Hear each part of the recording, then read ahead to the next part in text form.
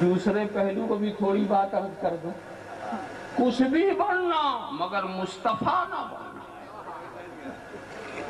اس لیے کہ یہ مصطفیٰ ہی کی شان ہے کہ ان پر کوئی اعتراض نہیں کیا جا سکتا، ان کی بات کو رد نہیں کیا جا سکتا، وہ کچھ بھی کہیں ماننا ہی پڑے گا، یہ نبی ہی کی شان ہے، کچھ بھی کہیں چاہے وہ بات تمہاری سمجھ میں آئے جب بھی مانو، نہ سمجھ میں آئے جب بھی مانو، مگر یہ بات صرف مصطفیٰ کی ہے، اور کوئی ایسا انسان نہیں ہے جس کی بات پر اعتراض نہ کیا جا سکے، جس کی رائے کو مسترد نہ کیا جا سکے، جس کے حکم کے خلاف بات نہ کی جا سکے، یہ کسی نے۔ تو اگر تمہارے دل میں یہ خواہش ہو کہ تمہاری ہر بات مانی جائے، تم پر کوئی اعتراض نہ کرے، تو تم مصطفیٰ بننے کی کوشش کر رہے ہو، پھر تم مصطفیٰ بننے کی کوشش کر رہے ہو۔ ایسی شان تو کسی کی بھی نہیں جس کی ہر بات مانی،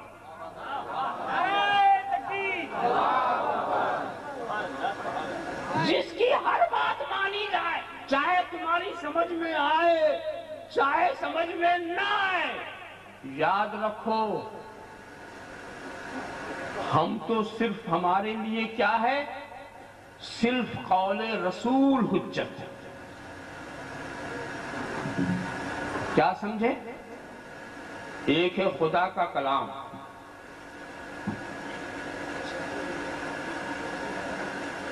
اور ایک ہے نبی کا کلام۔ تو خدا کا کلام بھی تو ہمیں نبی سے ملانا، اور نبی نے یہ کہا کہ یہ میرا کلام ہے، یہ خدا کا کلام، تو انہی کے کہنے سے ہم نے ان کے کلام کو حدیث کہہ دیا، خدا کے کلام کو قرآن کہہ دیا۔ یہ نبی ہی کے کہنے سے تو نا، خدا نے ہم سے ڈائریکٹ تو نہیں، یہ نبی ہی کے کہنے سے نا۔ تو نبی نے جس کو کہا یہ خدا کا کلام، ہم نے مان لیا یہ خدا کا کلام، اور نبی نے جسے کہا یہ میرا کلام، ہم نے مان لیا یہ آپ کا کلام۔ حجت نہیں کیا، یہی وہ ہے جن کی کسی بات پر اعتراض نہیں کیا جا سکتا، یہی وہ ہیں کہ ان سے حجت نہیں کیا جا سکتا۔ جو کہیں مان لو، جو کہیں وہ مان لو، انہی کے کہنے سے۔ خدا کو آپ مانتے، خدا کو مان، آپ کہیں گے نہیں جناب، کچھ لوگ تو اپنی عقل سے بھی خدا کو مانتے ہیں، کچھ لوگ اپنی عقل سے بھی خدا کو مانتے ہیں، مگر سن لو، جو لوگ اپنی عقل اپنے ادراک سے خدا کو مانتے ہیں ان کو موحد کہا جاتا ہے، توحید والا۔ جو اپنی عقل سے خدا کو مانتے ہیں وہ ہیں موحد، اور جو نبی کے کہنے سے خدا کو مانتے ہیں وہ ہیں مومن۔ اسی لیے خدا نے جب اپنے کو منوانا چاہا تو کہا قل هو اللہ احد، محبوب تم کہو کہ وہ اللہ ایک ہے، تاکہ تمہارے کہنے سے مانیں۔ تو یہی وہ ہے کہ جو کہیں، مثال کے بعد قرآن کے اندر کوئی حکم صریح اور نبی براہ راست ہم سے یہ کہہ دے کہ تم یہ کرو، تو قرآن کے حکم کے خلاف بھی اگر ہو تو ہم کو نبی کی بات ماننا فرض ہے۔ یہی وہ ہیں جن کی بات پر اعتراض نہیں کیا جا سکتا، نبی کی بات ماننا یہ فرض ہے۔ کیا تم نے وہ واقعہ نہیں دیکھا، ایک صاحب آئے،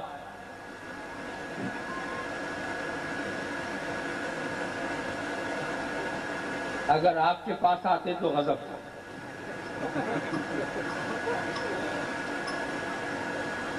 آپ کے مولانا صاحب کے پاس اگر کوئی صاحب آویں، آ کے کہیں اے مولانا میں مسلمان ہونا چاہتا ہوں، تو مولانا خوش ہو جائیں گے نا کہ چلو ایک مسلمان ہو رہا ہے، ہمارے نیکیوں کے دفتر میں اضافہ ہو رہا ہے کہ ہم نے بھی کسی کو کلمہ پڑھایا۔ آؤ جلدی آؤ، نہا دھو کے آئے ہو نا؟ ہاں نہا دھو کے آئے، آؤ جلدی آؤ۔ کم مگر ایک بات پہلے سن لیجیے، میں 2 ہی وقت کی نماز پڑھوں گا، اس شرط پر اگر مسلمان بناؤ تو بنتا ہوں۔ تو مولانا کیا کہیں گے؟ اچھا مجھے ایک بات بتا، تو مسلمان ہونے آیا ہے یا مجھے کافر بنانے آیا ہے؟ ارے تیری بات میں مان لوں تو نہ تو مسلمان نہ میں مسلمان۔ Get out. دیکھا یہ ہوگا نا، مگر یقین جانو حضور کی بارگاہ میں ایک شخص آئے، بہت مصروف زندگی رکھتا ہوں سرکار، 2 نماز 2 وقت کی زیادہ نماز نہیں پڑھ سکتا، کیا اس پر آپ میرا اسلام قبول فرمائیں گے؟ مسند امام احمد ابن حنبل کی یہ حدیث ہے، حضرت امام مسلم کی شرط پر اس کے سارے راوی صحیح ہیں، صحیح الاسناد حدیث۔ کیا حضور آپ قبول کریں گے؟ نبی نے قبول کر لیا، نبی نے قبول کر لیا، صحابہ بیٹھے ہیں، کوئی اعتراض نہیں کر رہا، کسی کو کوئی شک نہیں، کسی کو کوئی شبہ نہیں، سب جانتے ہیں یہی ہے جن کی کسی بات پر اعتراض نہیں کیا جاتا، کوئی چونو چڑا کی گنجائش نہیں، کچھ قیل و قال کی گنجائش نہیں، یہ یہی ہے۔ اب صحابہ سے اگر پوچھو گے حضور آپ تو بڑے حق پسند لوگ ہیں، نبی نے ایسی بات کی آپ خاموش رہے، انہی نبی نے تو آپ کو 5 وقت کی نماز کا حکم دیا، قرآن میں 5 وقت کی نماز کا حکم ملتا ہے، سنت متواترہ میں 5 وقت کی نماز کا حکم ملتا ہے، ایسا قطعی حکم کہ کسی ایک وقت کی نماز کا کوئی انکار کرے تو کافر ہو جائے، اور رسول ایسا کہہ رہے ہیں، قرآن اقیم الصلاۃ کی بات کر رہا ہے اور رسول معاف کر رہے ہیں، صرف 2 نماز پر اسلام قبول کر رہے ہیں۔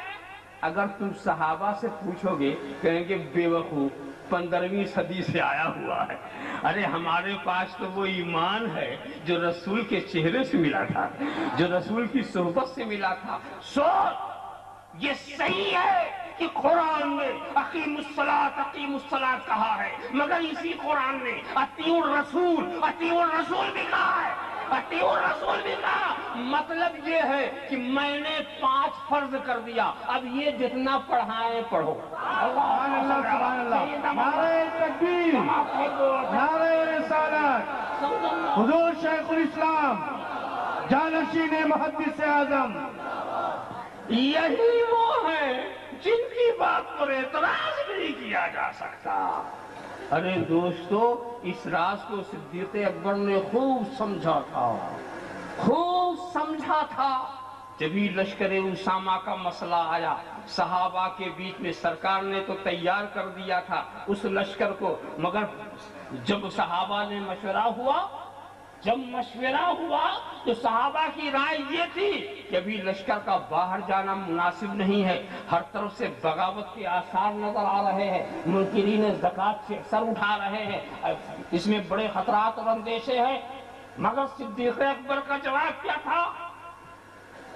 ما کان لابن ابی قحافہ ان یرد رأی رسول اللہ، ابو قحافہ کے بیٹے میں جرأت نہیں ہے کہ نبی کی رائے کو رد کر دے۔ اللہم صلی علی سیدنا مولانا محمد کما تحب وترضى صلی علیہ۔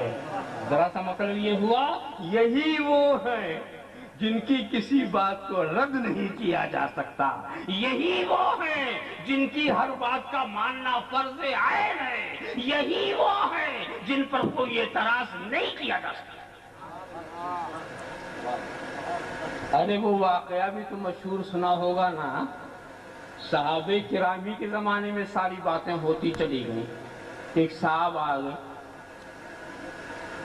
حضور غلطی ہو گئی۔ اگر وہی صاحب آپ کے پاس آئے ہوتے تو آپ کیا کرتے؟ آپ کے مولانا صاحب کے پاس ایک صاحب آئے، مولانا صاحب غلطی ہو گئی، کیا؟ کہ میں روزے کی حالت میں تھا،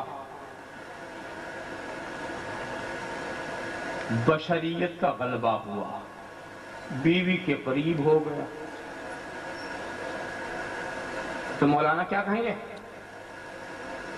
اچھا کفارہ دا، تو کیا کریں مولانا؟ غلام آزاد کرو. کہ مولانا میرے پاس تو کوئی غلام نہیں.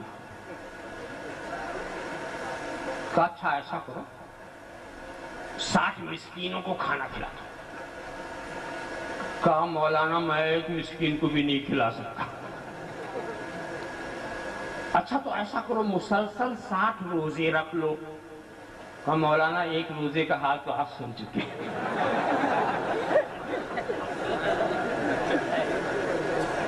تو مولانا کہیں گے اس کو نکال کے باہر کرو. کہاں سے آ گیا؟ کہاں گیا؟ یہ کوئی دیوانہ لگ رہا ہے. نکل جائے.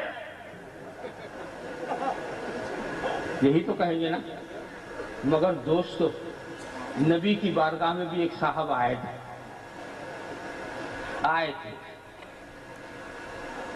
اور یہ جو صاحب آئے تھے وہ صحابی رسول تھے اور قرآن کا قانون انہیں معلوم تھا.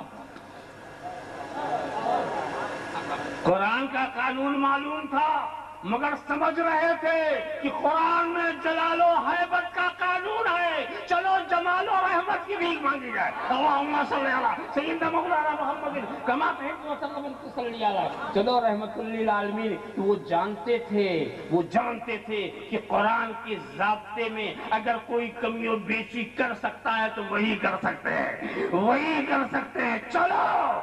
چلو. اور جب سرکار کے پاس آئے تو سرکار کا جو فریضہ نبوت تھا پہلے وہ ادا آپ نے کیا.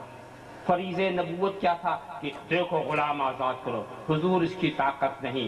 اچھا مسکینوں کو کھانا کھلاؤ. حضور اس کی طاقت نہیں. اچھا مسلسل روزے رکھ لو. حضور اس کی طاقت نہیں. اب سرکار ٹھہر گئے. اسلام کا قانون مکمل ہو چکا تھا. قرآن کی بات مکمل ہو چکی تھی. فریضہ نبوت ادا ہو چکا تھا. اب فریضہ رحمت کا انتظار کرو. اب بیٹھ جاؤ. نبی نے مایوس کر کے نہیں ہٹایا. بیٹھ جاؤ.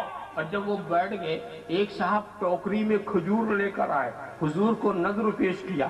سرکار نے قبول فرما لیا اور ٹوکری انہی کو دے دی. کہا لے جاؤ. کہا حضور کیا کریں؟ کہا غریبوں کو بانٹ دینا تمہارا کفارہ ہو جائے گا. تو وہ کہتے حضور مجھ سے زیادہ غریب بھی اس شہر میں کوئی نہیں ہے. مجھ سے زیادہ غریب اس شہر میں کوئی نہیں ہے. فتبسم رسول اللہ صلی اللہ علیہ وسلم. اللہ کے رسول مسکرا پڑے. کہا اچھا تم ہی کھا لو. اپنے بچوں کو کھلا دو.